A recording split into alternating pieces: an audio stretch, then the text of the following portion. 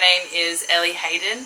I'm a multi-knobs freediving instructor from Australia, as well as a spearfishing instructor, and I have been teaching freediving and spearfishing for 4 years now for my business Salty Pilgrims. If you're struggling to equalize your ears and it's really starting to affect your freediving and your spearfishing, then this is the video for you.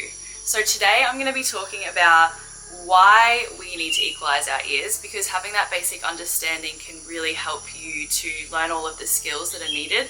And I'm going to be breaking down different ways that you can equalize your ears, and all of these things are going to help you become a lot more automated in your equalization, which is just going to give you a lot more relaxation in your dives, knowing that equalization isn't going to play into your dives negatively. The first thing that I want to talk about is, why do we actually need to equalize our ears in the first place? So when we're diving, there is pressure that is surrounding us, and this pressure affects the air spaces in our bodies.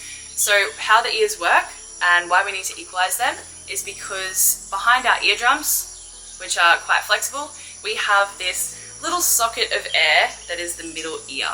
And that little socket of air, the middle ear, is affected by the changes in pressure. So when we're diving down and the pressure increases around us, that the air spaces in our bodies, they all start to shrink with that increased pressure. So if you can imagine, your eardrums look like this on the surface.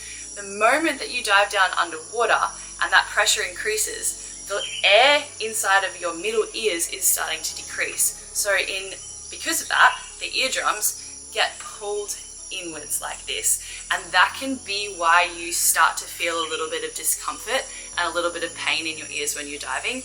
We don't want any of that. Freediving should be totally pain-free. It should be totally comfortable. So if you're getting any pain whatsoever, you're probably not doing it right, or you're definitely not doing it right. So when we're diving down and the pressure keeps increasing, the eardrums are going to get curved inward like this. That's what starts to cause that discomfort.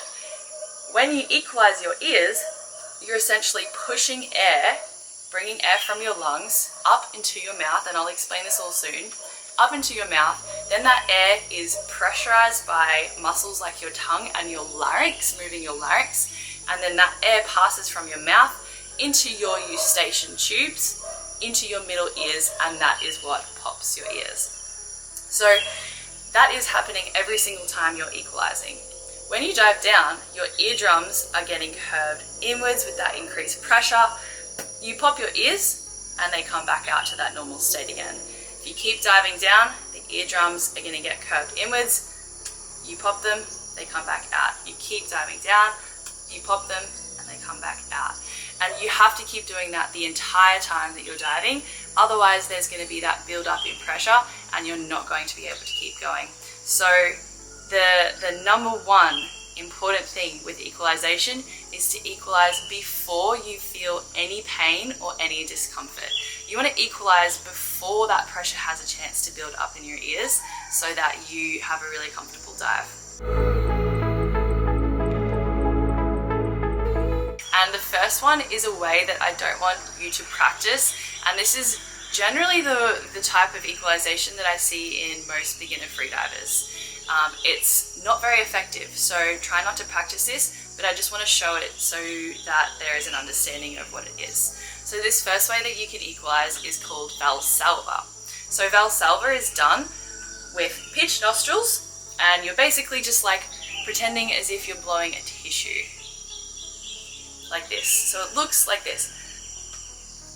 So what's happening there is I'm tensing my diaphragm. I'm tensing all of the muscles around my diaphragm to push air from my lungs up into my mouth, which is creating that pressure in my mouth and puts the air through my eustachian tubes into my middle ear, and that is how you Valsalva equalize.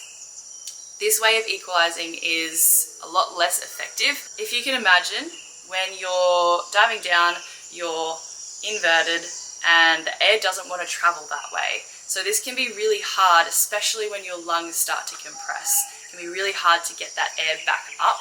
So this way of equalizing generally stops working around 6 to 10 meters. So if you're doing this, we're going to learn the other way.